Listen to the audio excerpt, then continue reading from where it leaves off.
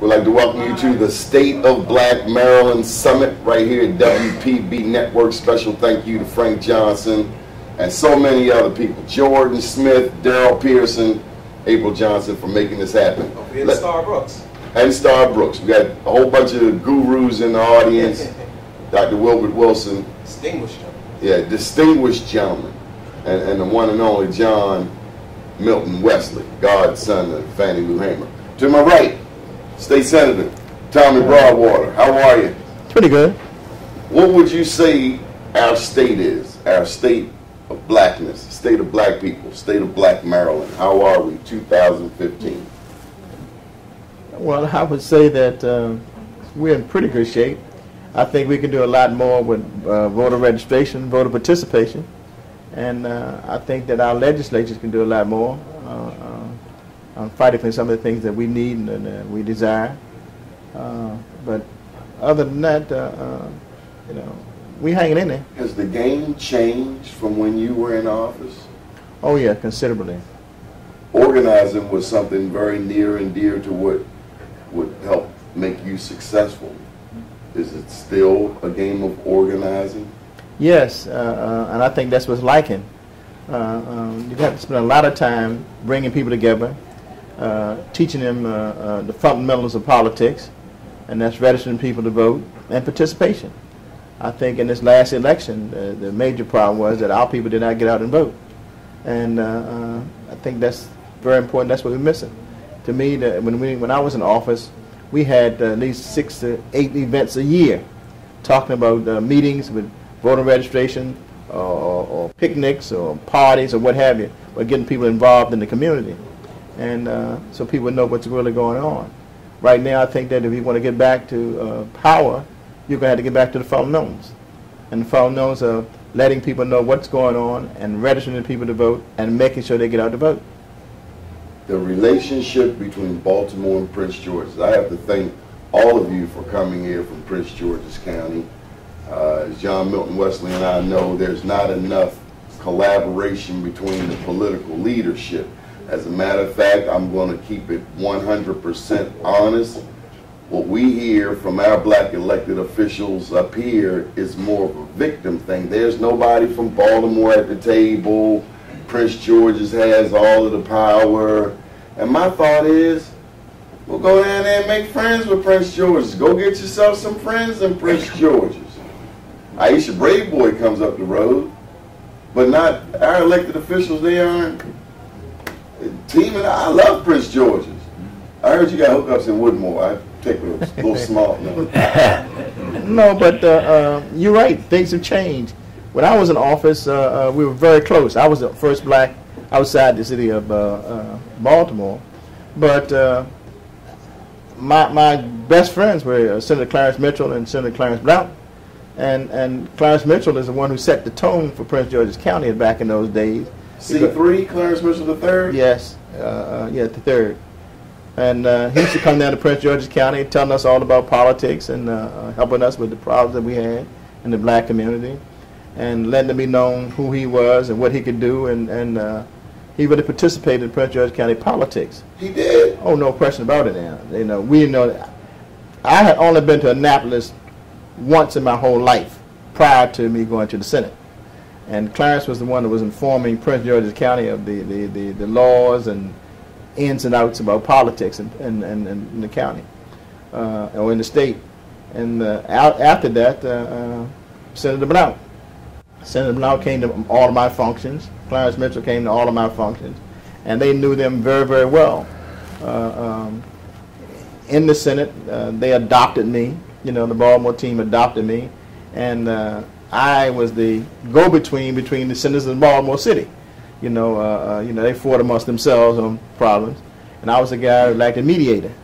And matter of fact, when we negotiated for positions in the Senate, they made me the negotiator because I could get along with them and could bring them together and fight for what was right. So that's what you have to do. Baltimore City and Prince George's County and Montgomery County. If you want to get something done in our community, we have to bring those communities together and work for the betterment of our people. Without that, you lose. this last election for the gubernatorial race. People talk about why we lost. Why we lost? We lost because the people did not come out and vote. Baltimore City did not deliver. Prince George's County did not deliver. If they had voted the way they should have voted, the man would have been in office. Simple as that. Did he do anything wrong? Well, I'm not going to say, well, let's put it this way. If you're talking about politics, you're talking about the lessons of the two evils. You know? He wouldn't speak to black people. Well, I don't know about all that. I know he had some problems, but... I didn't know he considered himself black. I mean, the rumor on the street was he didn't consider himself black. Well, I can't talk about that issue because when I saw him, he was trying to do the best he could. All of us have problems, but the point is that he was out there campaigning with the community. So I don't know about that part of it, but the point is that he ran a pretty decent campaign.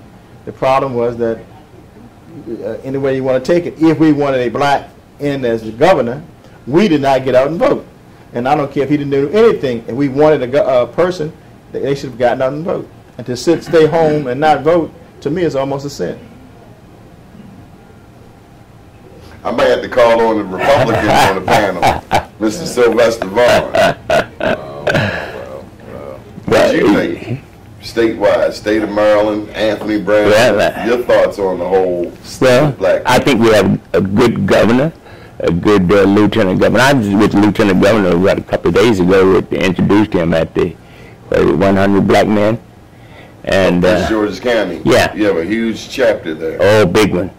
And well, what I was mentioning was that I'd introduced the Lieutenant Governor at that affair. I think in the last election, Tommy, I can say this, that I think people decided that they make a decision themselves as to who they wanted and what they wanted. And they made that decision based on their knowledge or or what they were able to see. They had some knowledge of Larry. Mr. Brown is a good friend of mine. I guess we didn't feel like he was in a position or even was ever trying to do for us like we had. People didn't know him. Even in Prince George, he was there 7 years. That's the part that people did not know him. Maybe they picked the wrong guy. If I was lieutenant governor for 7 years, I'd be politicking every one of those years.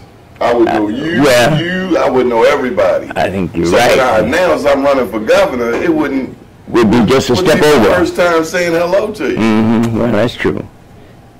I just get concerned they get all of this Harvard because we push education on our children. So when we meet a black guy who says he's from Harvard, I don't know, but I expect him to be pretty smart. Let me put it this way. You can think of all kinds of reasons why you want to say that he did not win. But the facts are there. We had a poor turnout in that election. And I still say if Baltimore City and Prince George County had the turnout that they had with the presidential election, it would have been a different result.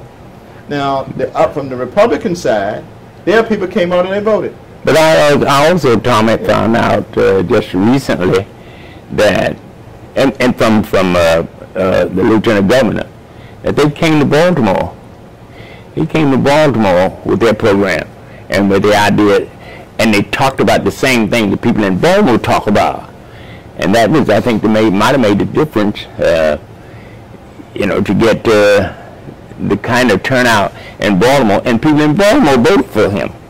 Well, no, but the problem is that not enough people came out to vote. No, I'm talking about people voted for the county. And this is not only Prince George's County or Maryland, this is throughout the country. Our people are not getting out to vote, and they're not registering. If we were registered voters like we should be, with different results in a lot of the different states, in the congressional races, the gubernatorial races, what have you. We showed up for Obama. Yes, we're trying to get them to show up from there on. What did Obama do? What did he know? What did his team understand that some of these other people do not. But Obama had the personality. Obama had did a lot of things that normal politics you don't do. He had a team that, with the advanced media techniques, and he was a pleasant or good speaker, and he was a motivator. Okay, I'm not knocking that. I mean, that's great. But what I'm saying to you is that in this country, if we talk about politics, politics is a way of life. If you want to participate, you must register first. Secondly, you must vote. Throughout America, throughout this country, our people are not voting at the magnitude that they should be voting, because the Congress would be different if they did. Simple as that. There were a lot of in the last election, there were a lot of black people who voted for Republican candidates, not just because they were Republican, but because those candidates represented their interests. And down in Mississippi, there was Thad Cochran, was that his name? I think it was. Had great support. People just don't always now continue to vote a black for a black just because he's black, or a black vote for a Democrat just because he's a Democrat. They don't do that anymore. I'm talking about don't do that anymore. The facts of the matter is that in those areas and down the south and even here, that we did not turn out to vote like we should have or like we usually vote. Baltimore City had, I think, was 99,000, something like that, voted. They should have had 150, 160,000 people voting. Prince George's County, 120-something thousand people voted. They should have had almost 200,000 people voting. So it's a cultural thing where voting is less important, seemingly, to the masses of black people than it was 10, 20, 30 years ago. Floyd Wilson, first county councilman, Prince George's County. You've been listening. Your thoughts? Oh, I think it's incumbent upon us as a people to be involved. You must read the newspapers. You must keep up with who's who, what they're doing, and how they're doing, and whether or not they're really interested in all of the people instead of just one particular group. And I think primarily when you talk to people about who's running for office and what have you in our community, many of them don't know. They don't even read the paper and keep up with. We watch TV, but we're watching other things on TV. We're not watching politics. We're watching Scandal. Well, we're watching Empire. Yes. Yes. We're not going to city council meetings. No. We're not going to NAACP meetings.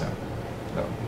And that's, shame on us if we do that, because we have a generation behind us. I mean, when you look at the situation, we have more reasons to be at the polls every time they open. When you look at the criminal justice system, when you look at the school system, when you look at the housing situation, invariably we are more negatively impacted by most of those incidents than others. But yet we don't seem to see the relationship between those people who are in charge, those people who are elected, those people who will impact your survival. We don't seem to really be able to relate the two and understand that you can't have one without the other. It takes education. You need to know who is out here representing you. When you look at what's going on Capitol Hill, that's ridiculous.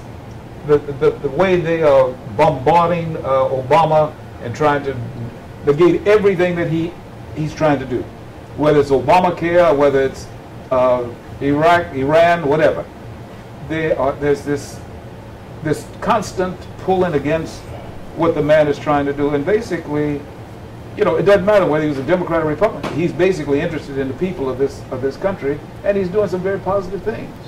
Sylvester Vaughn, do we shortchange ourselves when we don't join the Republican Party? I mean, Mr. Tommy's not going to like this, but I think we should flood the Republican parties. Send half the black people to the Republican Party. It might be an idea. I know times back, and Tommy, you remember this, that when Cora Rice and folks decided, and usually what we did was picked maybe one Republican to support because everybody else was running with Democrats, and I think that we found some found some opportunities for us because we dealt with that one person. I believe that we have got to start thinking of what our interest is as opposed to what who the candidate is. Tommy Broadwater was all right because Tommy Broadwater was all right. They not like you. See, not Tommy Broadwater's, not even white Democrats were not Tommy Broadwater. So we had an objective, and that was to take a look at, find an interest in the person that and it might happen to be a Republican, and I think you'll find all over the country in the past election where the young lady in Utah, first black woman, from Utah, and that was for real because people in Utah, white and blacks, supported her. I don't know what you know about this guy, but I hear a lot of folks from Prince George's. They won't say it on air, but they hate Mike Miller. I don't know what that white man did to them black people down in Prince George's County, but they don't like Mike Miller. And I met him, and I was like, is he a Democrat or a Republican? Because they tell us vote Democrat, like the lottery. $13 billion came through the lottery. I was a little boy, 73. When they voted for it, they said, we're going to give you money for schools. We got schools around here with no books. And I'm like, okay, well, then they come back 30 years later, hey, vote for slots, vote for casinos. Like, black people ain't benefiting from this mess.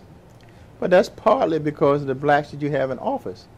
You know, politics about numbers, politics about issues.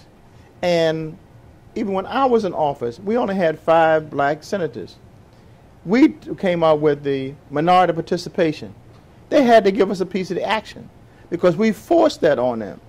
But it disturbs me now that when you have casinos all over the state of Maryland and we don't have a piece of the action. You know, it's crazy. You know, it's really crazy. And it's up to our legislatures to get that. But they failing. Well, you know, you must know it and you must talk to them about it and deal with it. I can count. I'm saying. Like y'all got a big casino being built in Prince George's, National Harbor. Yeah. Well, with that casino over there, you know, one of the ways we got it was now, you know, we have to pay all the other casinos. If they do not make enough money or their books don't balance, we have to make it up for them. That don't sound right to y'all. But they put that in the bill. Y'all getting the real short. I'm just telling you and how they did it. You know, they closed in Atlantic City, so they shifting this just way. letting you know that right now in Prince George's County, with the casino that we have, the money that it makes, if the other casinos in the state of Maryland their books don't balance, they don't make enough money, that casino must make sure that their books balance. They don't lose any money. That's how they got the casino. That's one of the reasons. We're talking with some legends right here. We're going to take a pause. We're going to bring up John Milton Wesley. He's going to do some moderating for us. But we have a very interesting topic. Talking with first state senator out of Prince George's County. His name's Tommy Broadwater. The first county councilman out of Prince George's County, Floyd Wilson, and Mr. Sylvester Vaughn. He led a historic lawsuit against the school board. And special thanks to Dr. Wilbert Wilson, Randolph, our bodyguards from Prince George. Me, bodyguards up here, got all this political weight.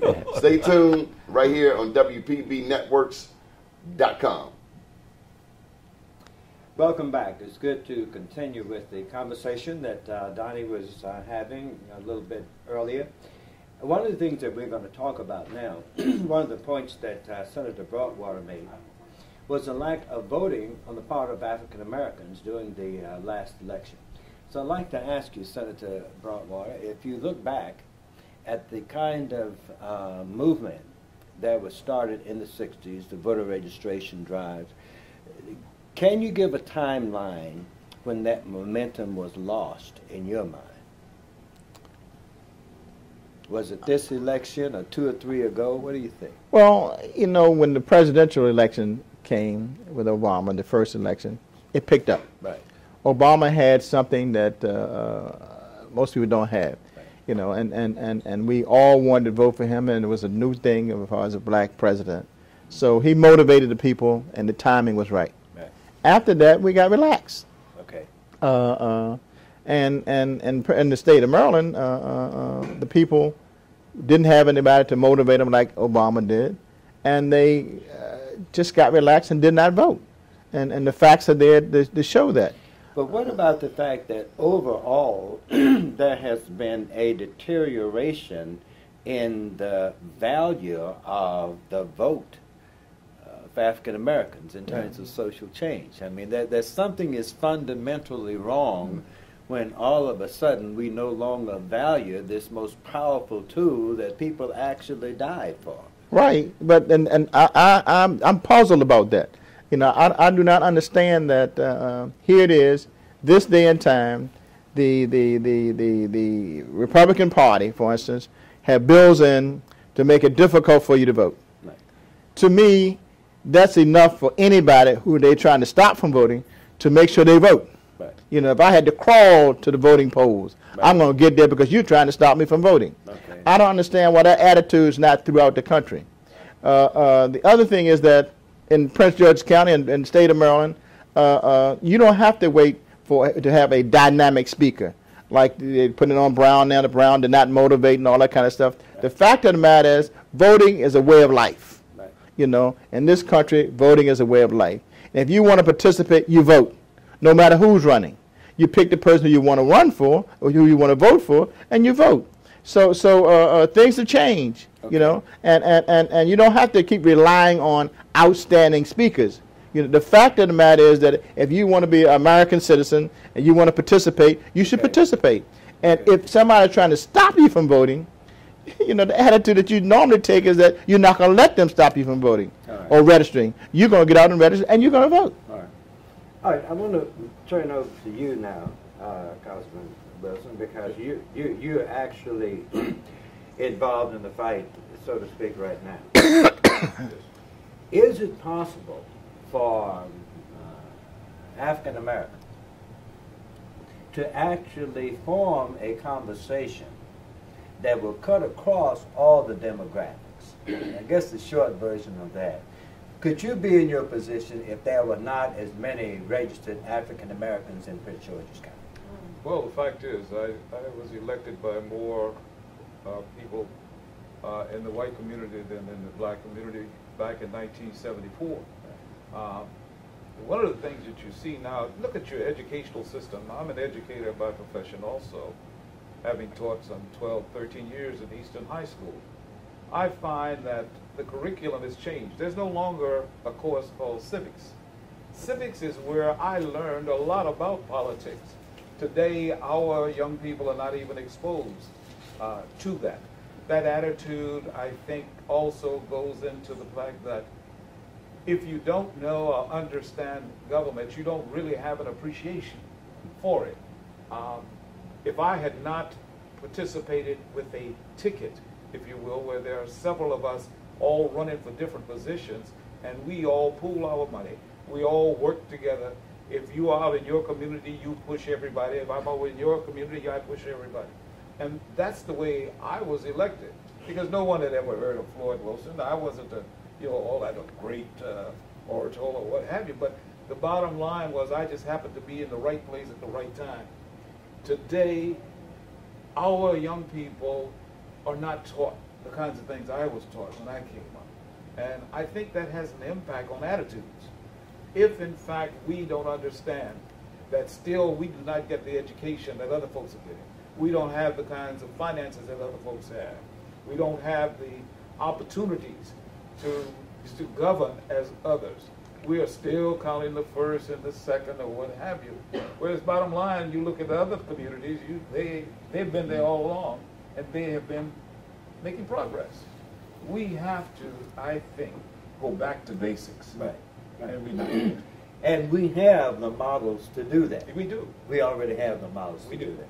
One of the things that I find so interesting as I talked to several politicians, African Americans, who were not successful during the last election. Yes.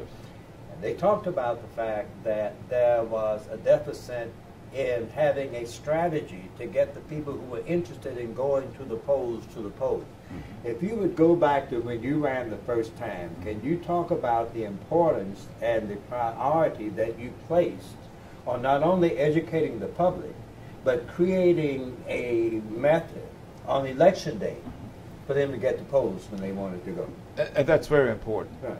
The bottom line is it helps to knock on doors. People need to see you because invariably they don't know you. And it's a way whereby if in fact you are out in the community, whether it be the civic association, whether it be the churches, whether it be the schools, you've got to be actively participating where people are. Right. That you find is quite different today. When I came along, yes, we had issues with segregation.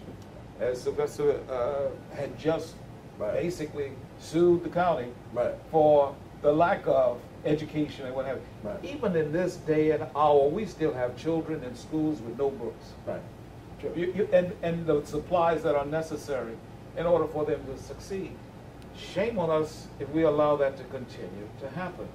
There are those of us who are in leadership roles, I don't think are basically addressing the issues as they are today. It's as though we have arrived and we really are not that concerned. As Broadwater has pointed, politics and elections are the most important thing in your community. Right. If in fact you are lacking or not participating, you will pay a very dear price.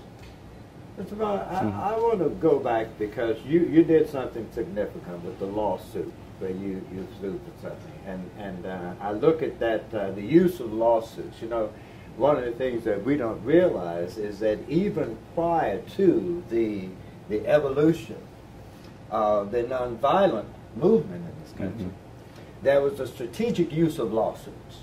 Okay, people don't realize that prior to Thurgood Marshall winning Brown in '54, he had won 51 cases prior to that. And let's be clear about that.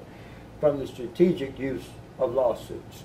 Now, if you look at what you were trying to do in PG County, and shortly after that, I must say there was an explosion of Mac mansions in PG County, but I won't. I won't even mention that. Okay.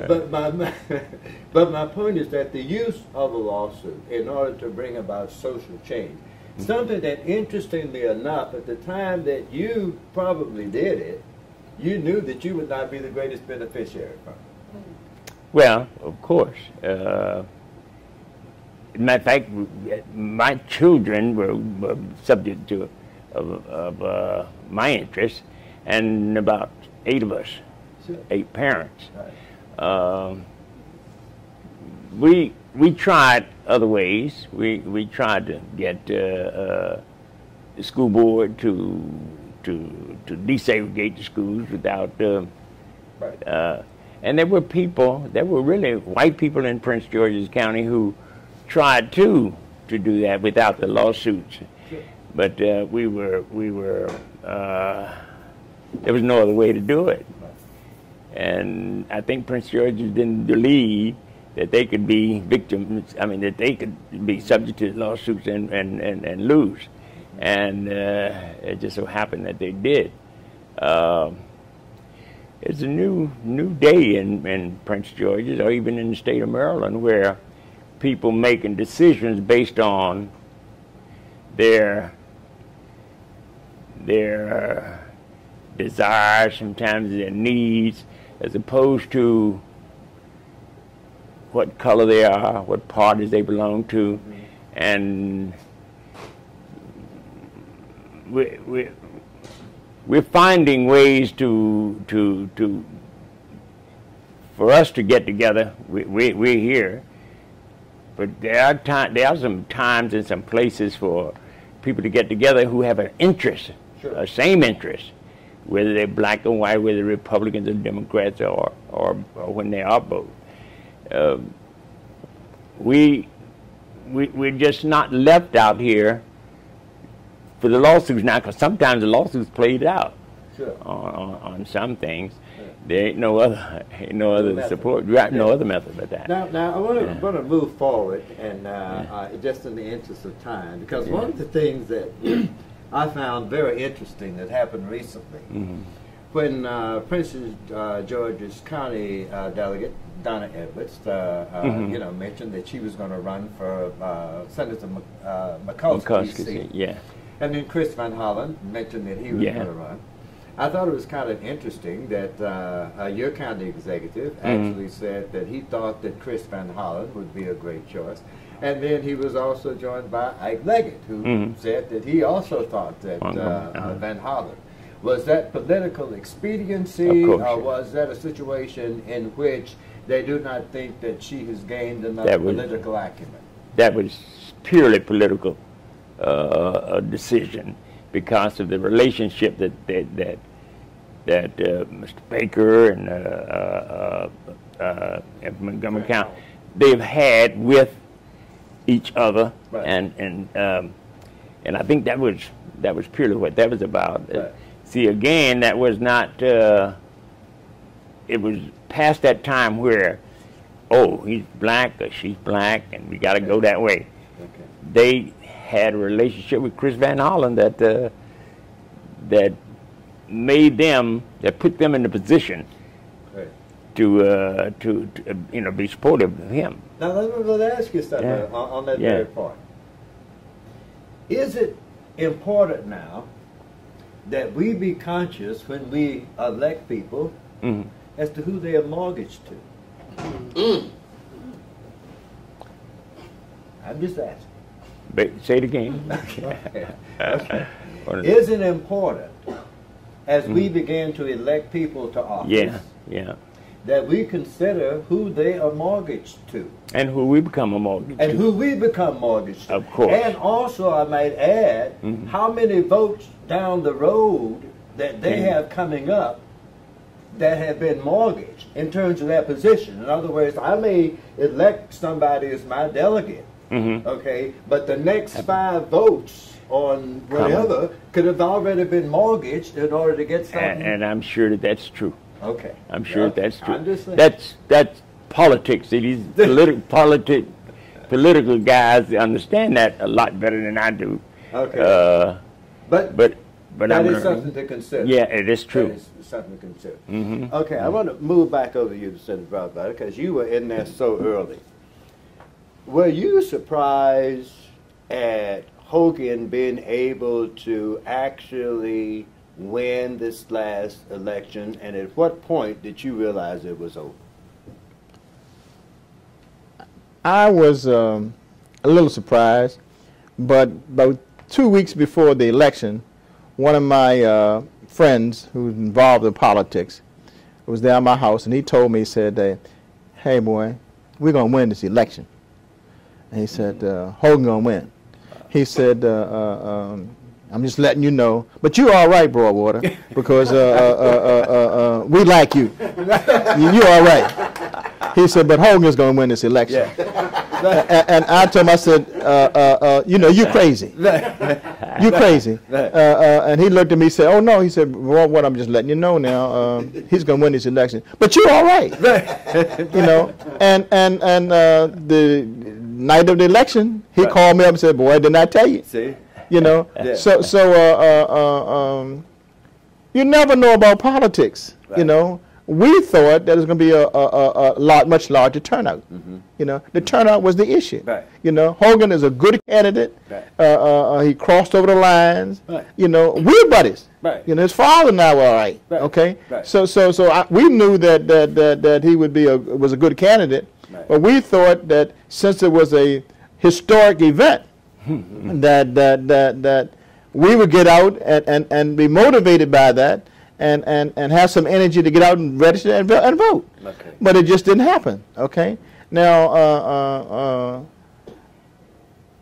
we're going to see what's going to happen now. Okay. Okay. Now and then this Van Hollen situation. Right. Van Hollen is a credible candidate, a decent guy. Right. Ms. Edwards, my question is that if my man in Baltimore does not run for the U.S. Senate seat. Who's that, Elijah? Elijah. Right. If he does not run, I think she's going to have a pretty decent chance of it's going to be a decent election. If he runs, I think it's all over. Right. I think that Van Hollen will win hands down if both of them run. Okay. But the point is that if it's one-on-one, it's a toss-up. Well, let me ask you, and I know in the interest of time we're going to take a break in a moment. One other question here. Is it important for African Americans to seize the opportunity with Mikulski leaving to put an African American in that slot? Is it possible that we can be adequately represented if we are politically enfranchised, regardless of who gets it? It's very important that we put a black in office. But if it's not there, you want to pick somebody who can work with both communities. Okay. And I think that's the situation now. Okay. Being the woman, you know, she has that somewhat advantage. Right. Both of them are congresspersons, right. So that they're even, although Van is probably on more committees and what have you. You know, he was just going around the country getting people to in Congress, you know. But I think that it's going to be, it's early yet. You know, when they call me to talk about who I'm going to support, I said, hold it now, you know, give me some time. You know, this election is 18 months away or longer, you know. So I want to see what everybody's going to do. And then I'll tell you where I'm going, you know. The county executive, you know, I think that he's in a little different spot, you know, who's doing what for who and all that kind of stuff. And he just made up his mind on what he wanted to do. But I think that the average person, you know, to me is early. Okay. You know, I want to see what kind of money you're going to raise. I want to see what you're going to be talking about, issues and all that kind of stuff. And let's see where you are. Right. You know, like I said, if the man in Baltimore City runs, I might be with him. Right. He's a hell of a guy. Yeah. You know, so but the point is that for if we're talking about black participation and black power, right. You know, if both of them runs, it's all over. It's all over. We'll be back in a moment. Stay with us. Yeah, right. We're right here at WPB Networks. John, say hello. Good to be with you, Donnie, again. Thank you so much. We wanted to do a State of Black Maryland. Yeah. Got a chance to talk with some legends. Yes, we did. Tommy Broadwater, Sylvester Vaughn, right. Floyd Wilson. That's right. And this gentleman to our right, Dr. Wilbert Wilson, he introduced me to them. That's right. Yes. Yeah. All the way from gorgeous Prince George. Hi, Doc. We love the tie.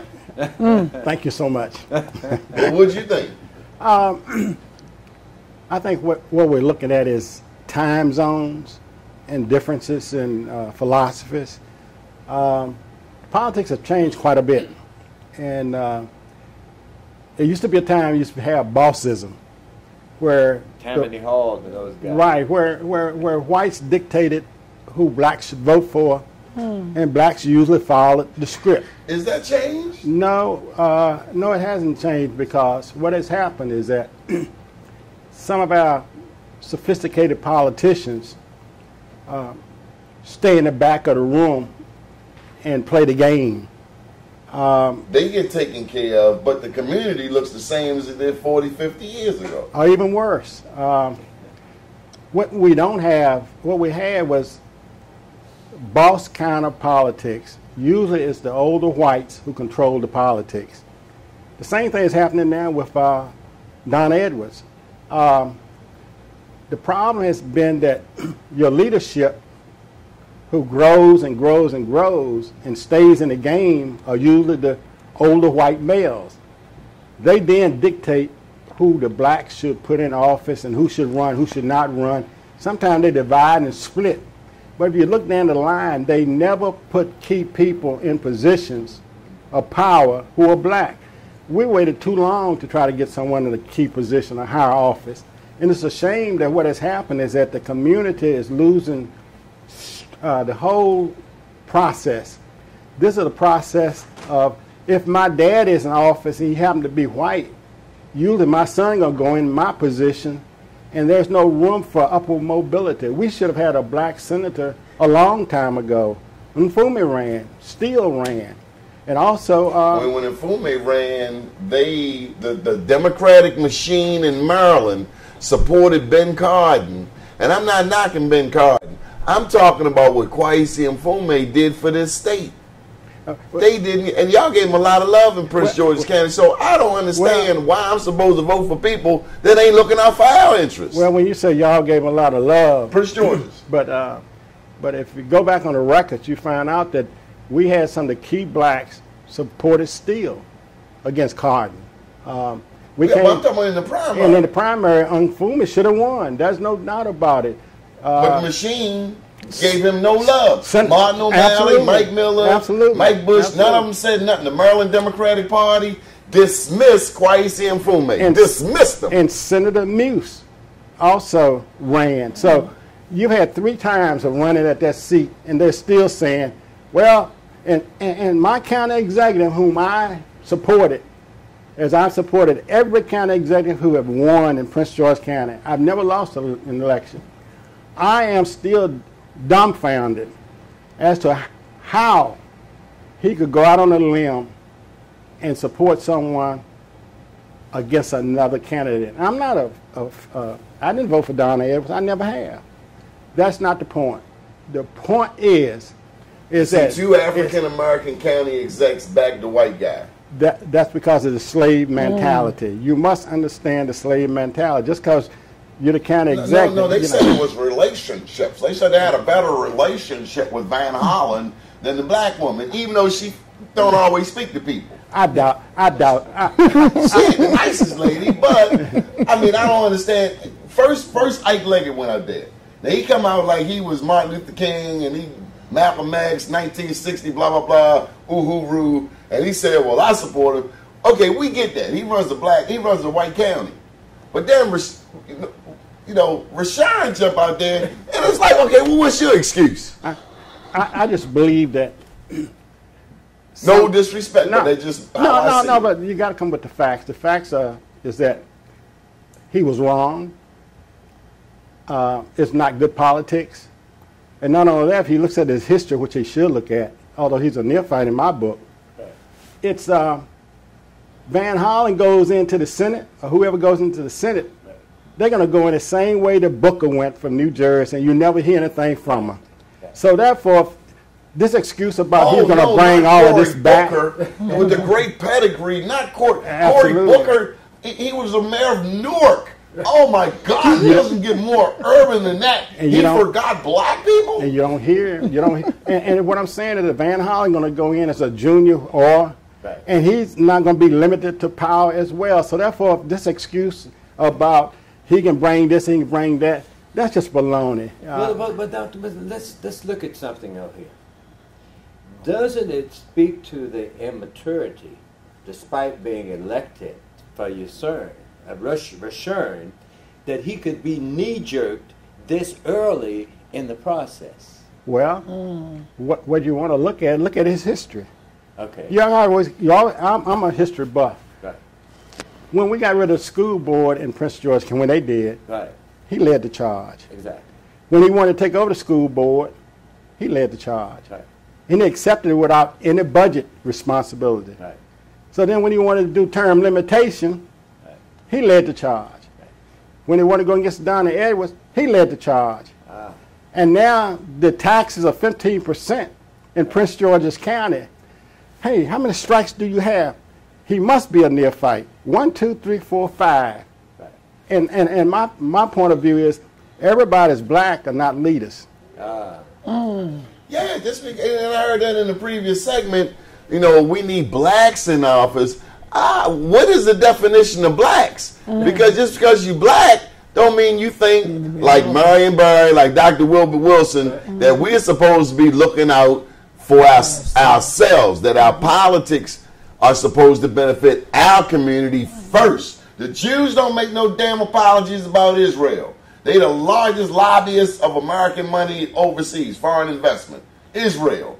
They do what they want to do. So why we gotta explain our position? Again, it's the slavery mentality. A lot of these leaders who are black, they have not been on the front line. We anointed them because they went to a university. I went to a university too, and I know them just as brilliant as they are. But the problem is that they've never been in business. They never had to make their own paycheck. They go out in the community in the white establishment, bring them in, they go to dinner, and after a while they're on a ticket. Once they're on the ticket, then everybody looks across the ticket and say, oh, here's who we're going to vote for. So we're being hoodwinked in our community. And and I know that usually when you have two party people going at each other, everybody else remain neutral, supposed to be. In this case with Van Hollen, I find it very unusual that there's nobody being neutral, especially your black elected officials. And I just think that we should not forgive this method. If we forgive and say, oh, he did this, he did that, he was wrong. And there is a price that you pay for being wrong. Yeah, you got to get this lady in here. Yeah. Christina Flowers, you've been listening in. Mm-hmm. Yes. You help a lot of people in the community. Mm-hmm. Politics working for black folks in Maryland? Well, Baltimore? Well, I feel like as a citizen and an advocate, and I say that because I have not always been politically suave, as knowledgeable. As of now that I learn more since I became an advocate of the homeless individuals and some of the circumstances that they face when it comes to leadership and individuals that's responsible for making certain decisions. Black people help you out. The black elected officials help you out. You trying to help? You trying to fight homelessness like B. Gaddy? Cut the political correctness. Are black politicians helping you or not? I think they have their priorities. I think the priorities are mixed up. They're not helping you? I think their priorities are mixed up. They lost. Hold up. Yeah, how much money did they lose? $4 million the city of Baltimore had to pay back. 3.7. I apologize for the overstatement of $300,000. Yes. Okay. Where that damn money at? Well, let me say you got this. It? No. Do the homeless got it? No, the homeless don't have it. Well, the Fed's waiting on it. The Fed's is waiting on it, but I want to just to talk about the voting things that I'm learning now. I'm gonna say for my generation between 30 and 45, and not really again been a part of that voting component in life. I'm learning more now that I made it my business to get out and vote the past 2 years. Because like you said, we can't be a part of the solution if we're not mixing in. But times like this helps someone like myself to be more educated about the process. It's not just voting. But it's the individuals, intelligently. But in this year, I voted differently than probably what everybody did. When it comes to, I don't like the choice of parties, Democratic, Republican. I just like some people make you think, okay, and maybe the experts can talk about it. Democrat, Republican on a federal level, it seems to be different here on a state level. On a federal level, national level, okay, Republicans are the devil. But on a local level, it's Democrats that's been running this show, and damn if they ain't the devil. Bad. But that's why I said, people talk about a red state, blue state, and I say a red vote or a blue vote. And I put up a piece yesterday where we may need a purple vote. In other words, we may need a little of this and a little of that in order to meet the needs of the people. All the foolishness of people saying, okay, the governor's Republican. Oh, shit, I'm coming back 4 years. I'm sorry, come back in 4 years. Like you can't work with this Republican. You might get more out of him than you did the last one. You think so? Because the last one raped us. Think he's going to do better as a president?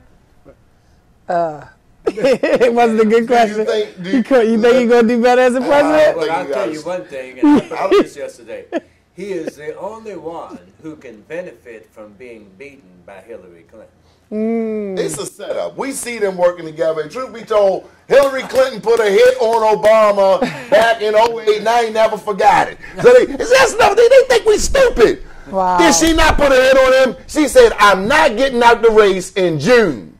Right. She said, I'm not getting out because my husband didn't get out. And those who are thinking will say, what does she mean? She's saying, if one of y'all pop him, then I'll be right in position to win this whole thing. But we sleeping.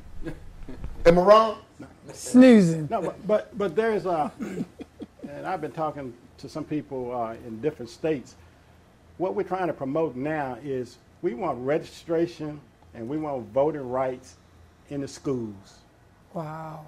We want every child who's eligible to vote to register within the schools, and we want every child who registered to vote to also vote in the schools on voting day. And we want the Board of Election to make that possible. There's no time, again, for us to leave any one segment out Oh, you talking about some legislation to benefit black people? Well, the party don't seemingly do much to benefit black people. You talking about like 18-year-olds? Yeah. And they got to be willing to engage that population. Absolutely. One What I'm thing, saying they is don't that engage. it's They don't nonpartisan. engage each It's what other. we're talking about. We're saying that the kids get abused in this political system more than anybody else. Yeah, like the slots in the casino and the lottery. And when I see talented individuals that have been to every university under the sun come back to their own home state or city and can't get a job, and when I see kids on my corner in Mitchellville, when I go down there and they're begging for money and they said, and I ask the question, are you working? No. Do you have transportation? No. Why are you out here? I'm hungry. And my politicians that I know, they pass them by. And I'm saying there is something wrong with that picture when we cannot create jobs for some of these young kids who are looking for jobs. If not now, then we'll see them again, and we won't be seeing them the way we want to see them. They had that 38 or that 357 mode. And it's going Come on, to be stick up. And it's going to be, and those are the kind of things we need leadership in. We've got to stop thinking about, senior citizens, fine, we take care of them. But why every time you talk about young people, everybody say, oh, turn this, they go to something else. If we do not grow our young people, we're going to perish. We got recreation center deserts here in Baltimore. In East Baltimore, they shut down 4 recreation centers in the heart of East Baltimore. Meanwhile, Johns Hopkins in East Baltimore is expanding. And the way we see it is they expanding, pushing out black people, but we got black politicians in East Baltimore that won't say S-H-I-T. Again. Scared. And so when you think of a black politician, I need more than a black skin. I need a fighter like Marion Barry. But I think we're looking at the wrong place. I think where we're missing where we should be looking. We need to look toward our young people and get out the way. The problem is that older people dictate too much. We got to cultivate and get out the way and let the seed grow. My boy don't pay me no mind when I go at him like that. I'm planting a seed. And I think that we all got to plant a seed. We've got to make the young people responsible. Why should I always be on stage talking about what's wrong with the system when it's going to affect him? I'm not worried about me. And it's not about me. And so we've got to get to the point of view that if we don't bring our young people up and change our attitudes as to how we work with them and let them be responsible, because they're the next generation. Let them start fighting. Time for us to stop fighting. Sit down. And coaching and direct. We're not going to win every fight, but we'll win most of them. Wow. That's good. Engaging is very important. What do you think? What's the future? I think the young You got people, election in Baltimore, 12 months. well, and I think that's something that people in Baltimore, because, you know, from my experience of the mayor's taxpayer night last night, it was very discouraging, the lack of interest that some of our mentor and our city leaders were not present. We weren't present. Like when the times come when we should be engaging, and you're right, the young people have no interest in getting involved politically because they don't realize how powerful their vote can be. They don't realize that it matters. I'm one of them that didn't realize. But once I got the responsibility of the homeless individuals who don't have a voice, I realized even if I don't like engaging politically, I have to go as an advocate of homeless people because I have to be their voice.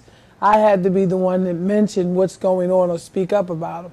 So it's all about investing in each other, you know, giving back. It's also about knowing, being aware. Yes. I mean, you know there's a difference between Bloods, Crips, and BGF, right? Yes. Well, we act like we don't know the enemies of our damn community. Yes. They keep doing the same damn thing, but they got a Democrat on their shirt. You're like, oh, no, that's a Democrat.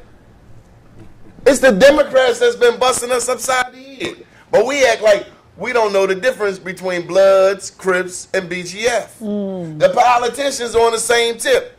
You need to know, like they said in the previous segment, who that politician, what's the term, mortgaged to? We don't know who people mortgage to. Who they're connected with. Martin O'Malley, Anthony Brown, Stephanie Rollins, Blake. We don't know. They all in the same team, eating from the same trough, all wearing the same shirt. Oh, we like, oh, that's our friend. No, they not. They locked up your cousins for sitting on the step. Remember that? Martin O'Malley locking up everybody. But you know, again, I come back to the point. Until we cultivate our young people going to be sitting here where we are, screaming about the same thing. It's hard work, but it's the way we must go. I think the kids have proven to us time and time again in Ferguson and in Florida, get out the way. We know what to do. Give us the moral support. They're going to be marching down to Washington, D.C. How many of us are marching with them? How many of us have taken the time to say to them, we thank you, brother, for fighting the fight with us. But the problem is that I don't want to tell you what to do anymore. I want to help you. That's right. And I think that we've got to move away from our own agenda and look at the larger agenda. Martin said, I may not get there with you. And 9 times out of 10, we're not going to get there with a lot of our children. Yep. But we can keep planting a seed, keep watering, it'll grow. We may not get 100% support, but the awareness, we're not even making our kids aware of what the problems that they're going to face. We're talking about what we face. Because we're talking about scandals. We're Water talking about empire, like that's relevant to our community. You didn't watch Scandal? You didn't watch Scandal last night. I mean, and grown women serious about this. Olivia, like you know her. Look at Olivia. Look at the 4 missing recreation centers in East Baltimore. Call it Hurricane Olivia. Whatever it takes. And you have to lay a lot of the blame at the media as well. Oh no, because that they doing their job. Because the reason why you have to drop it at the media, and I'm talking from another perspective, is that when you look at the pundits and all who come on television, and they start highlighting what the problems are, and they bring them out in the beam, they miss the whole boat. But they're only being bought to do what they do, and we got to be aware of it too, because a lot of times we get into the television and go, What we see on TV and a lot is not what the real action is or what it's all about. You said a mouthful. We got to go to break.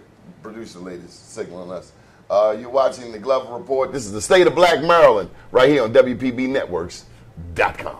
We'd like to welcome you back to the Glover Report right here on WPBNetworks.com. Let's just take a moment out. My name's Donnie Glover. You can catch us on Facebook, Donnie, DONI.Glover, or the Glover Report, and on Twitter, Donnie Be More News 1. And, of course, BeMoreNews.com. Get a little visual there? Okay.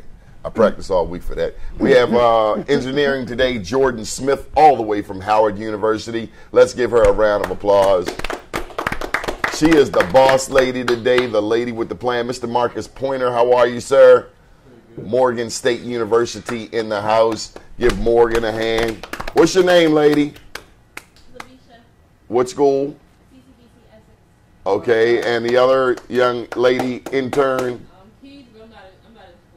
Not in school this semester, politically correct.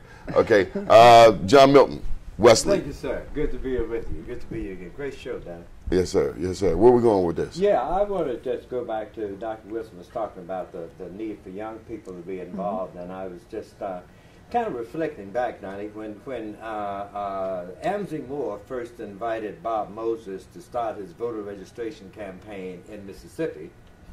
As a matter of fact, it was 1961. Bob could not start until 1962. Because the older African Americans did not want these young people to move that fast.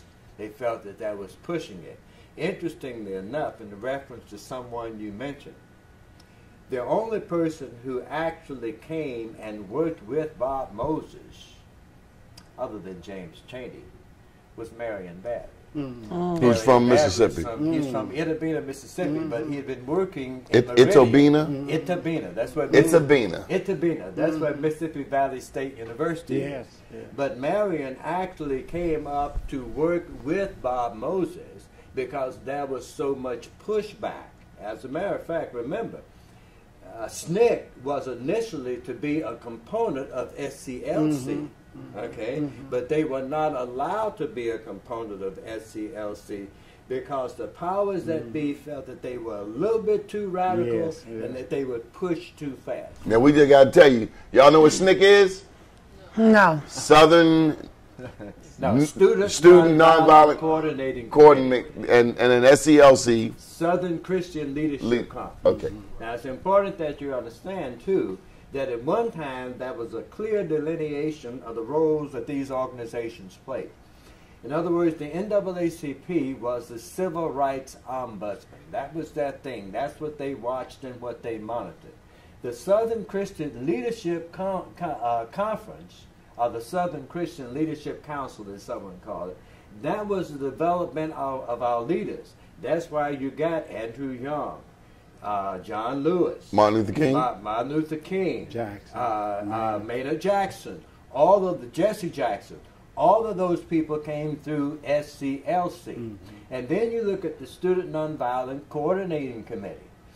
They became so important because we realized that even though there was a nonviolent component of this thing going on, that in fact without something to agitate the movement, you had to have a balance. And interestingly enough, Stokely and Dr. King were much closer than most people thought they were. Because initially most people thought that Stokely worked for Dr. King. They didn't even realize that SNCC was an entirely different organization. And that was what Stokely used often when he came into the Delta in order to get into the homes a lot of the older African Americans who were old enough and had the power. Many of them had land. Many of them had presence in their communities. But Stokely could go in and talk to them because many of them thought that he was working for SCLC. Well, what about the Black Panthers? That's what I want to hear about. Well, they had the shotguns. Well, the Black Panthers, and as a matter of fact, I was just in Mississippi 3 weeks ago, Donnie, and I had dinner with Chokwe Lumumba's son, who was with the Republic of New Africa, former Mayor Jackson. Okay, and we were laughing about some of the stories that his dad and I told. It's very interesting when I look back at those guys, and I worked closely with the Republic of New Africa. They were the guys who were trying to set up the separate nation. They were going to cede from the United States. They just happened to be in Mississippi, and they got targeted by COINTELPRO, and it got crazy. Y'all know what COINTELPRO is? Counterintelligence. Okay. Well, let me tell you, COINTELPRO was an operation that was set in place by J. Edgar Hoover that targeted African Americans who were involved in civil rights work. Black snitches informing on black people. Okay. Now, interestingly enough, that was a nationwide campaign. We had, under a separate operation in the state of Mississippi, the Mississippi Sovereignty Commission. Their job was to also spy on people, anybody involved in the movement. And if any of you saw the movie on the killing of Medgar Evers, it wasn't until the Mississippi Sovereignty Commission papers were opened up again. As a matter of fact, the fight to get them opened up was led by a friend of mine, a buddy of mine, Jerry Mitchell, who's a Pulitzer Prize writer.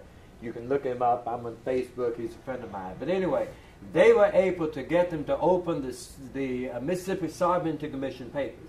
It was only then that Merle Evers was able to get a prosecution and to re-indict the guy who was killed, Byron D. LeBeckwith, who's accused of killing Medgar Evers. And what was the thing that most set Byron D. LeBeckwith off? Media. Because I was killed the night that Medgar Evers moved to Jackson. He had been our insurance man up in the Delta. That's a whole different story. But where had he been that night? he had been to WLBT TV station, where I later worked, to protest the fact that African Americans did not have their rights and access to media. Okay. When he got home from the station that night and got out of his car, walked to his door, that was when Byron Beeler Beckwith shot him in his driveway. Dr. Wilson, make sense of this. This history, today, the next generation, the future generation, the current generation, me, you, your son. Well, where in the heck are we going? Like we're moving backwards. Like solutions. we're going to be all right. We are? We're going to be all right because I believe in a God. I believe in kidnapping some of these no-good politicians and hiding them for about a year. And I also believe that... Just joking. No, I also believe that we can never give up on our young people. Can we give up on these black politicians who have failed us? But that's where the role of... We've got to make sure that our young people grow up and grow up fast. It's our job to do that because it's wrong. It's never wrong when you make a correction. And therefore, we've got to take our kids back. And when I say our kids, all of our kids are our kids, not just my child, but your child as well. We've got to get the brain set to the young people that, hey, look, when you go to these universities, you can't carry it to the white establishment as they do. You got to bring it back home to those that you know that need you. But we're not being honest with our children. We tell them go to college, get a nice job, and that's all we tell them. We don't tell them y'all in a damn war, and if you don't watch out, they will eliminate us. We don't tell y'all there was 300,000 inmates in 1980, and today, 35 years later, there are 2.3 million inmates. 44% are black males. And do you know who the fastest growing demographic is in prison? Black females. But They locked all us up. They coming at the sisters next. But again, we've got to hone us in on what we can do and what we can't do. We can take education serious. And we can, take education Serious as a heart attack. But understand that education does not mean that it's for you. Ooh. That's right. Ooh. What do you mean? Oh, that was a knockout. Education means that you are responsible for giving back and bringing back your knowledge. Giving back to your community. To your community and to your family. Because a lot of families are dysfunctional. We got athletes. We got more athletes making multi-millions of dollars than ever before.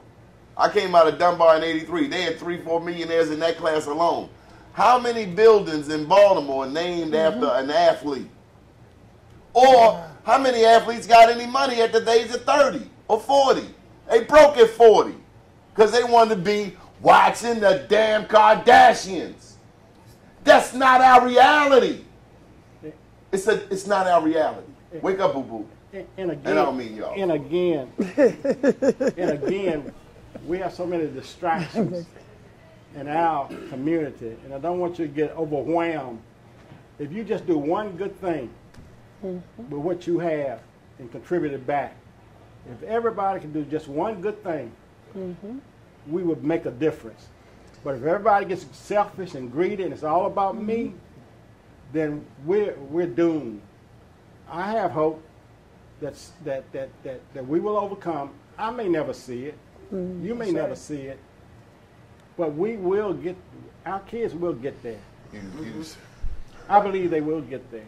Dr. Wilson, if I wanted to ask a question to you, because you said earlier, like being a helper to some of the youth. Like, what is the main thing? You know, I have a saying, help me, help you, help us.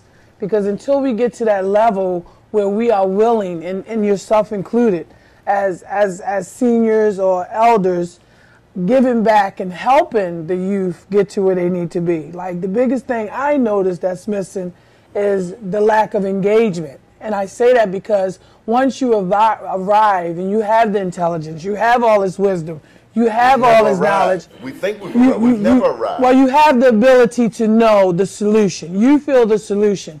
What do you see yourself giving back on a day-to-day basis? And I say that from the angle of the political individuals that I'm around. I don't see them coming back. Like, it's like they are trying to reach somewhere and coming back into the communities of Baltimore for our poverty individuals and our homeless individuals. It's not on their priority. So it's not a priority to some. They're not really thinking about a solution for our homeless people. Like, we have 20 homeless people over here that's been there 6 months. Yeah. The city got a $50,000 bill for housing people in a hotel, but $50,000 they could have made a house or gave some. Right? So what I'm saying with our political leaders and examples like you guys, what does it take for you guys to come back and take that younger adult or that younger individual and say, let me groom you, let me mentor you what you need to do, because I think it's missing a lot. And I think you're absolutely right. But again, you know, sometimes we chew off more than we can give. Exactly. And you got to be very, very careful that, otherwise you become a problem. Yes. You become frustrated. You become a problem to the individuals too. And sometimes planting a seed is not a slow process. And you got to realize that for you to get up at your age and know what you know now, that wasn't easy. Oh no. So therefore, don't fool the children. Don't fool yourself. We all want to do good.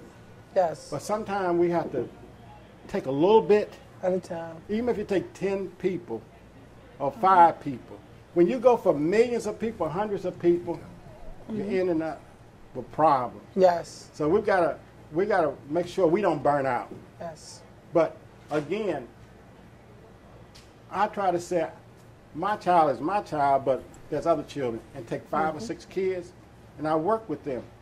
I can't work with 100, 200. I can only work with those, and they go back and bring their own sin. Plant, water, and grow. Right. Plant, water, and grow. We have to learn. I think if we learn our different lanes as leaders, we got a different lane to be in. Plant, water, grow. Everybody. So, and that's a great. We got to learn to play our role. We got to play our role, and that means lessening the ego. Right. Yes. And when you fight, a lot of times you lose where you're going. Yes. You use gotta your vision. Fight smartly. If everybody's fighting the same way, we're not going to get there. You got to have your fight in a different way, but we got to fight in a different way. And you know, one thing that's not been mentioned on this panel today, talking about the state of Black Maryland, the church. Oh gosh, that's a whole nother show. yeah, sure. But I need a whole nother show for that. You know, one of the things Start the time over. I must give our new state's attorney, Ms. Mosby, credit for listening to this. Yes. She did hold the state of state's attorney's office or whatever. She did a night the other night. Yes, she where did. she solicited input from the people and also taught them about how the court system works. Yes. Okay, and she's going to do more of those. Okay, so that is a social marketing approach to this issue. I've been talking about we need an ongoing social marketing campaign that addresses gratuitous violence for a long time. That's complete with action steps. We need to tell people what it is. I think y'all confused. I think you think some people think that that people actually want to curb the violence. Yeah. That's not necessarily so. When you want to curb violence, you put things in place that work. You don't take away the things that work and say, see, there go the violence. Because that's what I see in this city. Oh, by the way, let's call a summit and blame all the black men for them not stepping up. Not it. It's the politicians. That's why they the need to vote next April 26th for change. Who are doing that. It's not the people. Listen. And politicians that are beholden who are mortgaged to somebody outside of the community. Okay. Well, black politicians. We're not their priority. It's not the people's fault. That's why we voting them out April 26, 2016. You bet all the tea and China on that. But again, you know, it's good to utilize the young people and use this as an exercise for them to get them involved. And if you get them involved, sometimes we just go to people who vote. But we can go and get some kids, and you can get 200 kids Yep.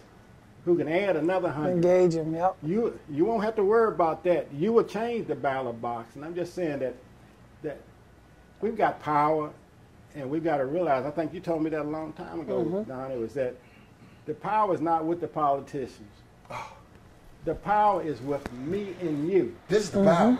And this is what, and you told me that. And We got to get a room full of youth. And I believe that. The power is in your hands.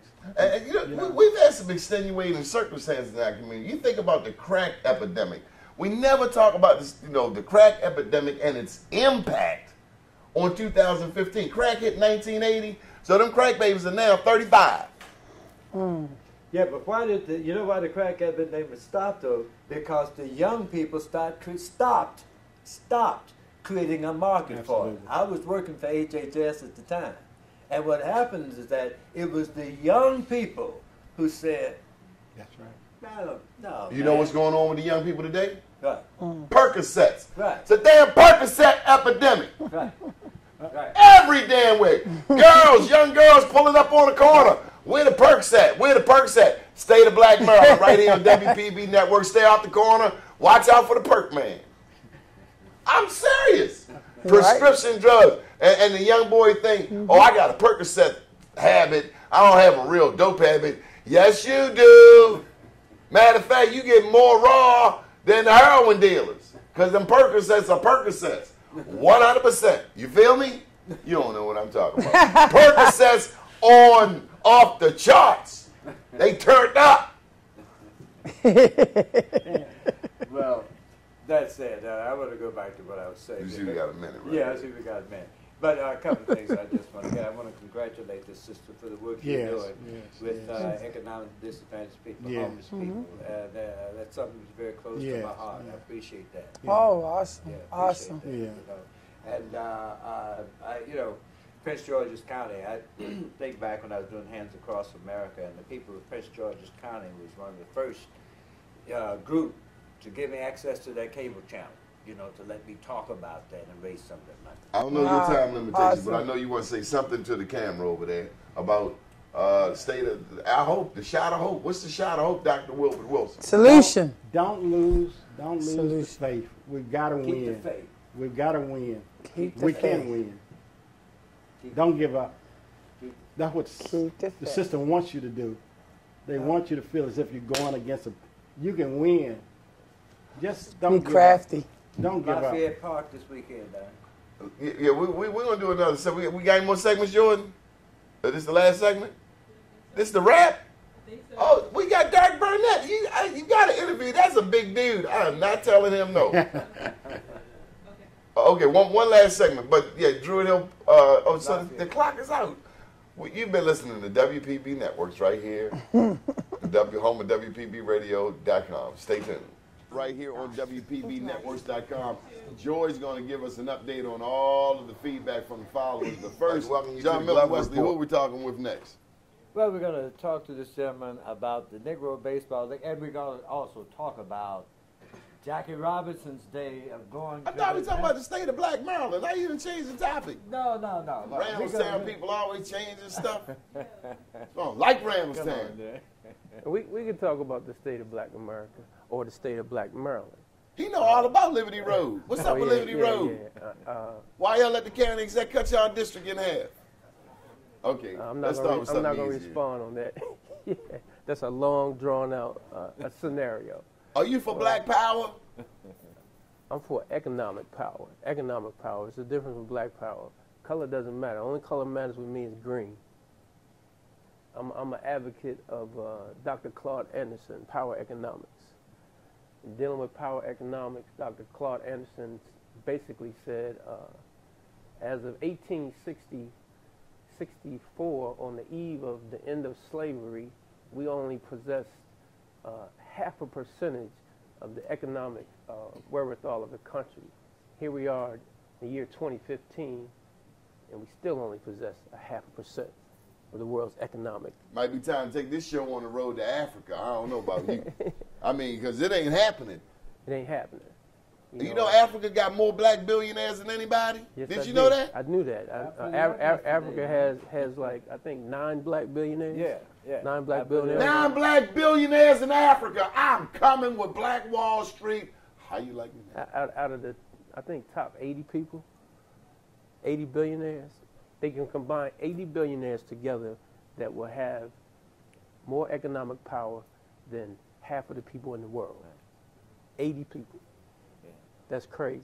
They do got a lot of corruption over in Africa, though. Yeah, that's another issue. But anyway, I'm gonna switch channels on you just for a second, Donnie. Today is an important day. It's not just tax day. Today is Jackie Robinson Day, as it relates to Major League Baseball. Jackie, Where your 42 at? on my heart. Jackie Robinson was the first African American to play in Major League Baseball on this day 68 years ago. And today, every Major League Baseball player will wear his number in recognition to that. But people fail to realize that they didn't allow Jackie Robinson to play baseball out of the kindness of their heart, because they was allowing black people or African Americans or Negroes at the time to participate in the sport itself. They used Jackie Robinson as a pawn to attack and attract our African American community dollars associated. Oh, so the Negro League games were making money. Negro League games was making money. I heard they were making more money than the white people games. They was making more money. I'm Now, gonna respond to that. y'all. The Negro Leagues were making more money than the white leagues. At that time, yeah, 1947. So they killed 2 birds with 1 stone, right? And the main reason they was making more money, because after World War II, a lot of the Major League Baseball teams lost players due to the war and the factories associated with the war. They was making more money working in the defense factory than they was playing baseball. So they chose not to play. So Branch Rickey, as savvy as he was trying to find an additional way to invigorate the baseball sport, the sport of baseball. So this ain't had a damn thing to do with integration. Not at all. It just happened to Integration was the coincide. 50 fake out. They trying to get your black It dollars. was all about the dollars. If y'all do y'all history, do y'all research. History is everything. I But love see, history. they don't put this in the movie. They No, they give don't us put that in the little movie. They don't put that in the romper room movie. softy versions of stuff. Oh, Jackie Robinson integrated Major League Baseball. No, they trying to get the damn money from y'all. And let me respond to that. 1947, Negro League Baseball. And I'm on the board for the Hubert V. Simmons Museum of Negro League Baseball here in Baltimore. In 1947, Negro League Baseball used to have a yearly All-Star game in Chicago.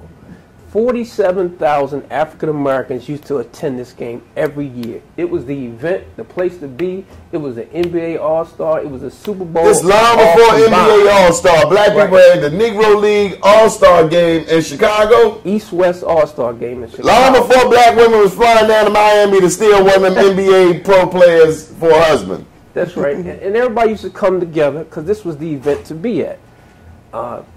Branch Rickey saw this. He saw all those dollars coming into town. He says, I need to attract a Negro League professional player who will be able to sustain all the additional wherewithal of being an African American, so we can additionally attract those dollars associated with him. So naturally, once Jackie Robinson was accepted into the league, he was followed by additional players, of course. And when he was followed by players like Larry Doby of the Baltimore Eli Giants and a few others, Leon Day of the Newark Eagles, when he was followed by those players, the fans followed him. They killed the Negro Leagues. They killed it. It was the murder of the Negro Leagues. But see, the Negro Leagues at the time, everybody had to understand, baseball was a love. It was the first sport that the African Americans truly loved. They would play every Sunday. That's why if you ever look in your history books, look at the pictures, you see African Americans at baseball games with suits, ties, hats, and dresses on. They would attend the games after church. That's the day that games was played, right? So everybody would always be in their finest. In addition to the baseball games, during that time, we had the scenes of the jazz scenes, like Cab Calloway from Baltimore. Cab Calloway had his own baseball team. during that time, baseball players wanted to be jazz musicians wanted to be baseball players. So they intertwined. We created our own economic community. We had African American hotels, we had jazz clubs, we had restaurants. Lost all of it. Trying to integrate. Move to Randallstown. Move to Essex. Move from D.C. southeast to PG County. We done upgraded and lost every damn thing. Well, basically, like Malcolm says, when we diluted the coffee with the milk, we became weaker. We gave away our power. We became weaker. And we haven't caught up since. We haven't caught up since. So was integration good or bad? The state of Black America, state of Black Maryland, did we benefit moving out of Randallstown? You know what? Of course. We did. I'm not. Are our children in Randallstown High School, Milford Mill, are black children prospering at Randallstown High School, getting all of the scholarships, or are the Nigerians, no disrespect, and the Asians clocking all the scholarships at Randallstown and Newtown High School, the new high school in Owens Mills that's starting to fall apart? Okay, let me speak to that. Integration allowed us opportunities to work on different people's plantations. When you working for a government agency, you nothing, as far as I'm concerned, you working on another plantation. When you working for corporate America, you working on somebody else's plantation. They just changed the name, that's all. The game ain't changed, the name just changed. So what do we do? How do we fix this? Because last I checked, black people couldn't wait to get down to Camden Yards and spend that money and get lifelong tickets and all of that. But we won't support James Mosher baseball. Matter of fact, they tell me the black little leagues in Baltimore are dying. You know why they dying? They dying because we've lost 2 generations of African American communities that even understand the sport of baseball. Baseball at this time, today, in these days and times, baseball is like golf was before Tiger Woods. How many of y'all watched golf before Tiger Woods? Nobody. Everybody came interested in golf because Tiger Woods was involved. But back in the day, in the 70s and the 80s, African Americans interacted. And it ain't like Tiger Woods was the first black to be playing golf. No, he wasn't, but he was the first black that the media hyped.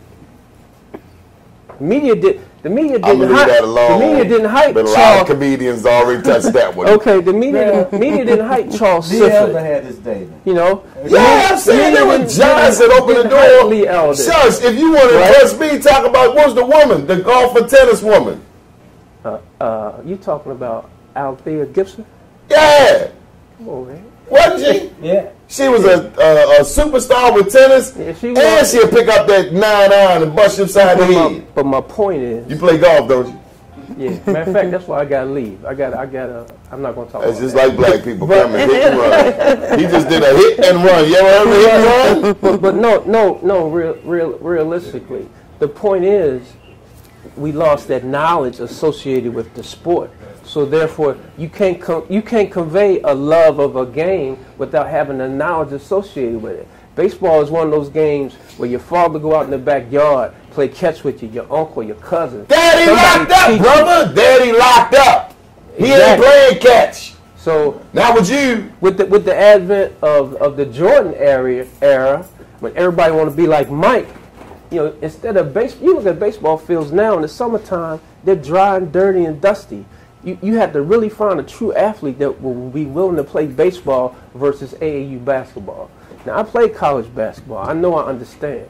My son played 3 sports in high school. Maybe sports ain't working for the black community, Doc. All these damn athletes, and we still ain't got no recs. Something don't sound right. Doc, I'm going to respond to that. Doc, we got all these athletes, $1 million contracts. They ain't put one damn rec in Baltimore County. You know why? No damn rec in Baltimore City minus Carmelo Anthony. Let me respond to that. I'm sick of athletes. I know. I've had enough. Michael Jordan, then they got dope boys. You know what dope boys are? Ain't that what they call them? The $250 tennis shoes with somebody damn name on it, damn pair of Nikes. They all lined up outside of downtown locker room, and they got a line, and all of them supposed to be in child support.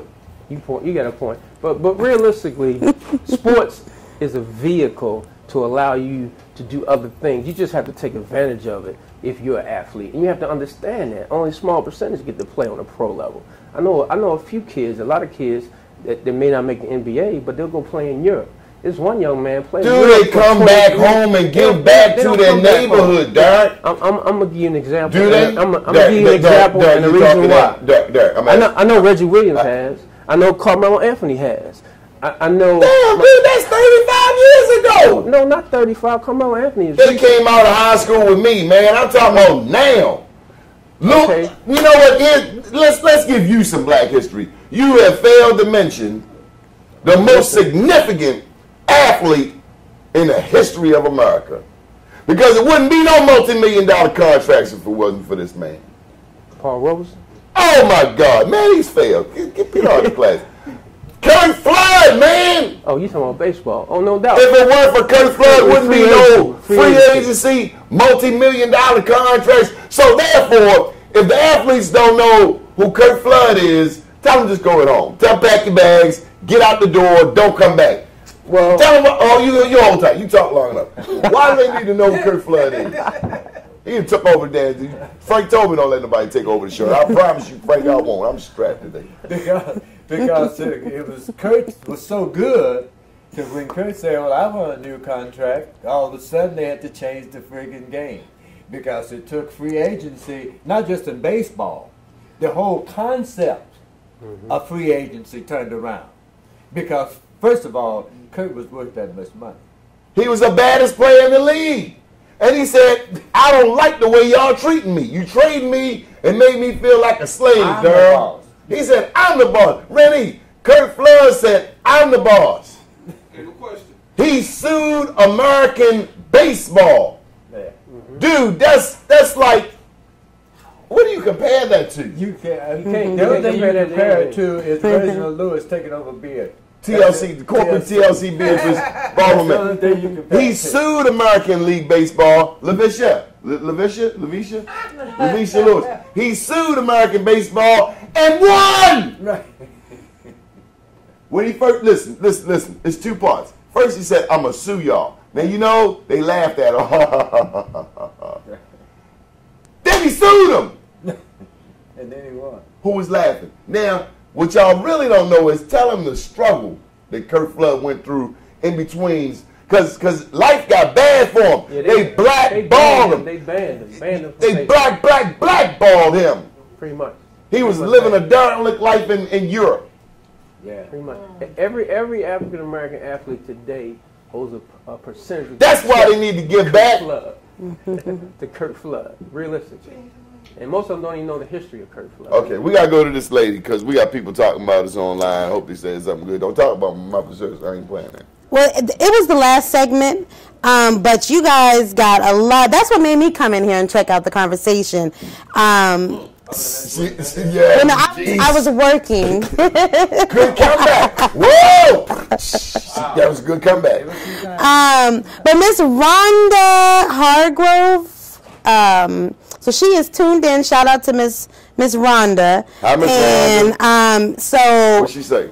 well, she's been posting a lot to the conversation, but she says the key word cultivate, as her mother always has said, encourage her children to cultivate relationships with the people they are engaged with, example, work, school, and we also need to mentor our young people and the model behaviors that they need to move forward and to take the leadership mantle of black people.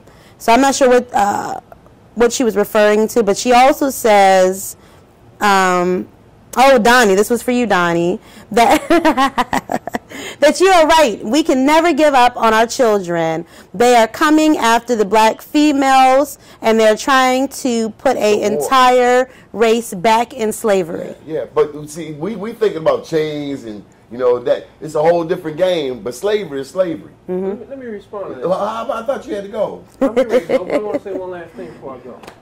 People don't understand. The Emancipation Proclamation, it says you are free from being a slave except as punishable by crime. That's the second line in the Emancipation Proclamation. So slavery really never left. They just gave you an out until you do something wrong. And with that note, we'd like to thank you for all your support. I'll give you a hard way to go. Don't walk off. You got that mic on you. It costs a lot of money.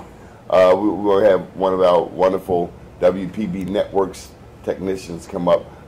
So say some more while they unhook him. Okay, so another comment was, in my opinion, to move forward, we need a strategic blueprint, a multi-pronged approach to our community. I have yet to hear or see any conversation about this. There needs to be a grassroots gathering, and maybe, Donnie, that should be the focus of the next summit. A grassroots? A grassroots. So not just sitting and talking on a panel, but actually in the community. What you trying to say, boy? Trying to say talk on the street? No, she's saying take it to the... okay. Are we on the air now? Yeah, We are live, yes. You want to say something? No. He the boss. Talking off camera. He the boss. Well, I got this. Okay. So what do you think? Actually, I have a mic in my hand now. We would love to have your input. Oh, we have the brother here.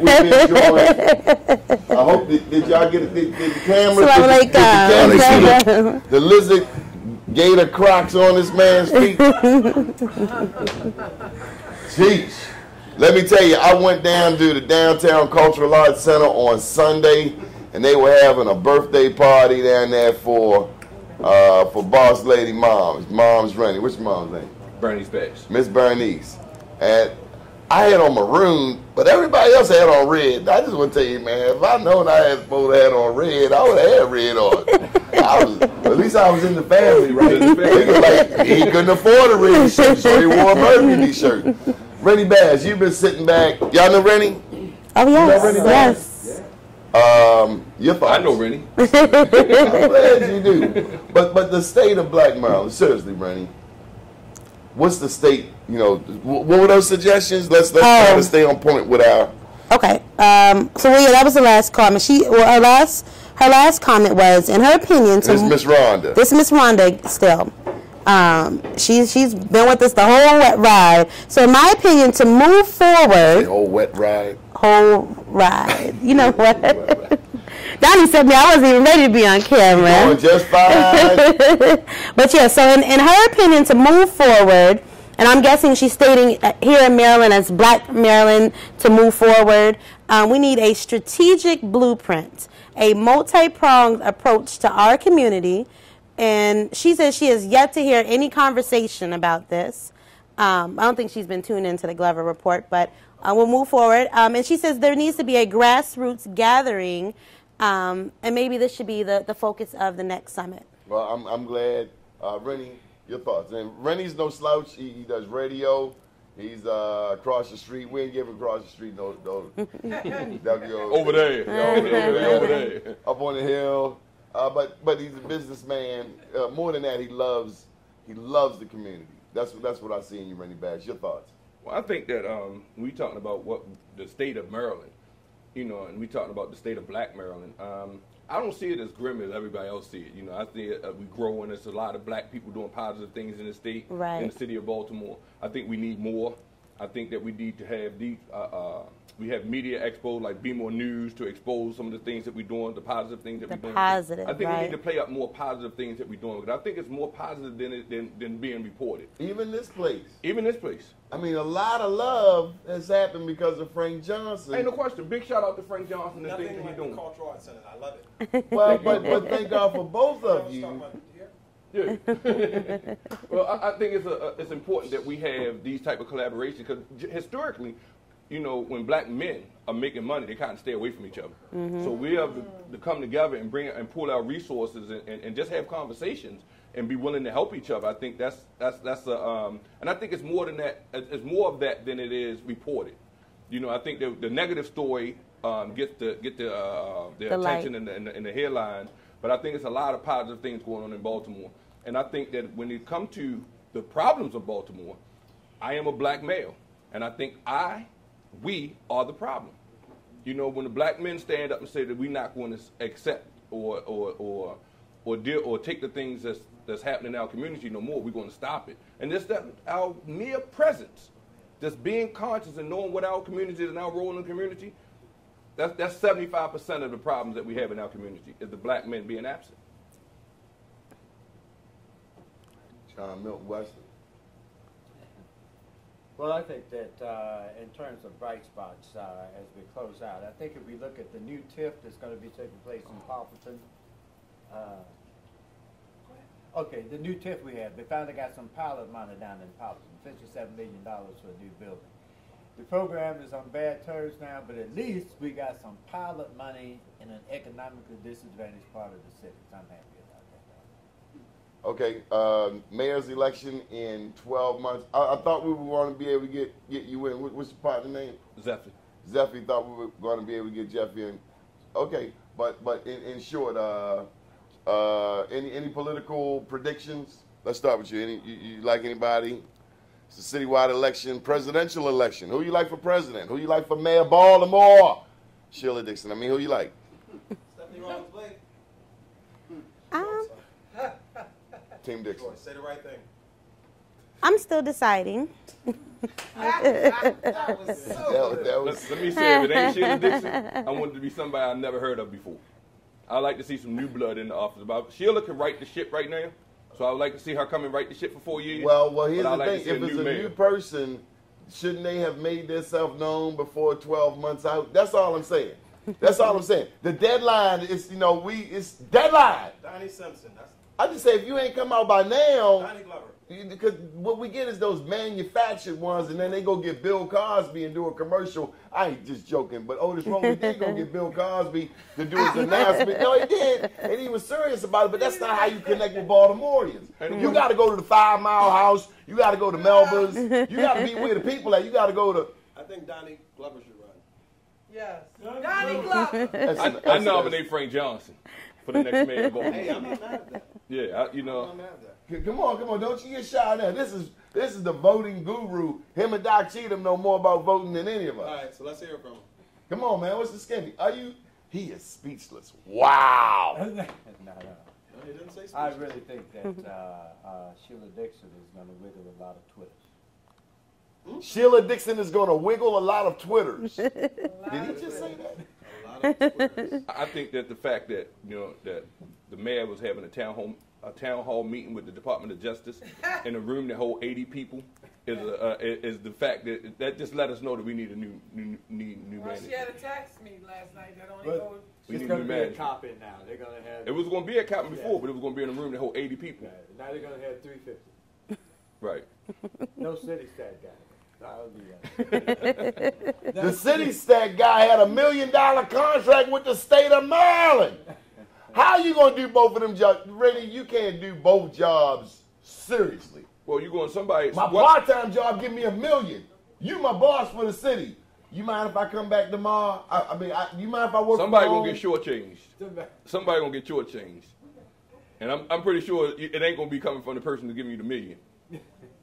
Yeah. Right. No. He want that $1 Right, exactly. So right. his full-time job is going to be shortchanged. City stat.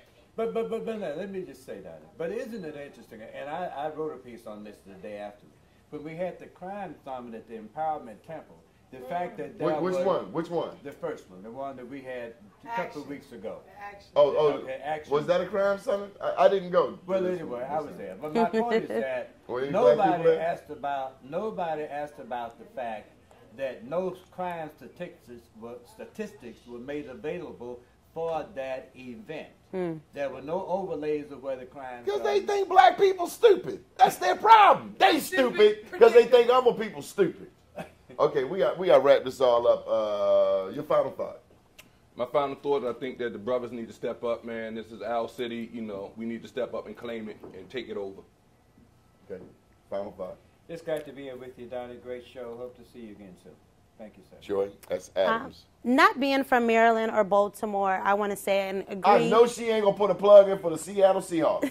No, I was going to say that I love Baltimore. Baltimore is home. It's been home. It's coming. And, I feel it. And I agree that the positive things that are going on in the city with brothers like you, with Frank, Rennie, who have given me opportunities, and many other people I know, Frank. should definitely be show more light. And yes, this is home, but you know where I'm from, Donnie. Okay. Okay. I just want to say that.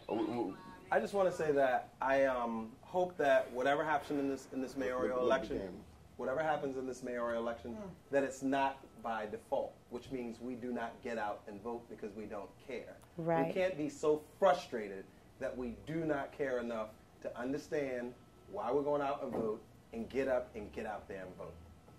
That's it. Does that make sense? Because there's a lot of the last election was by default. People voted. No, Anthony Brown failed to connect. He failed to inspire the people, as did a Barack Obama. When Barack Obama got elected in 2008, everybody was in line. Hookers, prostitutes, drug dealers, drug addicts, everybody was in line. Anthony Brown was not very inspiring to black people. And you have to learn the Negro National Anthem if you're going to be the first black governor. Let me just say this for the record. Let me say this for the record. Martin O'Malley know the Negro National Anthem. So let me just say this for the record. However, I'm excited that Hogan won. But again, I don't think we got out to vote. I don't think it mattered. I like Republicans. They like to make money. And Lord knows our businesses have been struggling. There's some black businesses that didn't make no money. Okay, sorry. This is where I jump off. Okay. Bye. Thank you for watching WPB Networks, WPBRadio.com. There's so many people to thank. Can we do another debate next week on the election coming up? Be the boss, whatever you want. Yeah. Yes, I think we should. That's Frank Johnson. Yeah, we're gonna do next week on the election. Who you like? Tell them who you like. Go ahead, put a plug I'm in. just gonna say it for the record, and if Stephanie Rawlings Blake listening, because a friend of mine, I'm gonna say I don't know at this point, because I loved Sheila as a mayor. Absolutely loved her as a mayor. I love some of the things that Stephanie Rawlings Blake is doing as well. So I don't know. What you like that Stephanie Rawlings Blake is doing? Oh Jesus Christ! Can we get off here? You were close. Yeah, I want to be in that segment. I like to hear what that is. Same time, same place. See you next Wednesday. We'll talk about that next week. What do you think about that, Donnie? As a matter of fact, maybe you'll invite some people up and we can have some people in the room and we can really talk about the debate. Think we can get Stephanie and Sheila in the same room? Can we get them both in the same room? What do you think? We have Sheila Dixon tomorrow down at Phase 10 at 12 noon for the Power Lunch Series. And this is a personal invitation to Mayor Stephanie Rawlings Blake. We'd love for you to come out and talk to our Power Lunch Series as well. No joke, all seriousness. In all seriousness. Engineer, please don't play a booty song. Play a nice, clean video. So thank you to Daryl Pearson. Is it Sheffy? Zephyrin. He said that authoritatively. Zephyrin! Lavisha Lewis, Marcus Pointer, Jordan Smith from Howard University. Oh, I'm sorry. Marcus Pointer is at Morgan State University. And Lavisha Lewis is Community College of Baltimore County in Essex. I did not know there were black people out there in Essex. Joy S. Adams, producer lady. John Milton Wesley. Thank you, sir. He is the godson of Fannie Lou Hamer. And Mr. Rennie Bass. Maybe one day Rennie will tell us his name, Renwick. You bet I'd ever crack on me. She's here. Coming up at 7 p.m. Yes. Yes, don't go anywhere. April Diva Styles will be here 7 p.m. We're shutting down the internet only on WPB Network. That's a polite way of saying, Daddy, get out. No. I've been put out of nicer places. Did I tell you about the time in the White House? My name's Donnie Glover, Donnie.Glover, Facebook, B-More-News.1, Donnie B-More-News1, Twitter. And www.bmorenews.com, the news before the news, where we uncover the truth.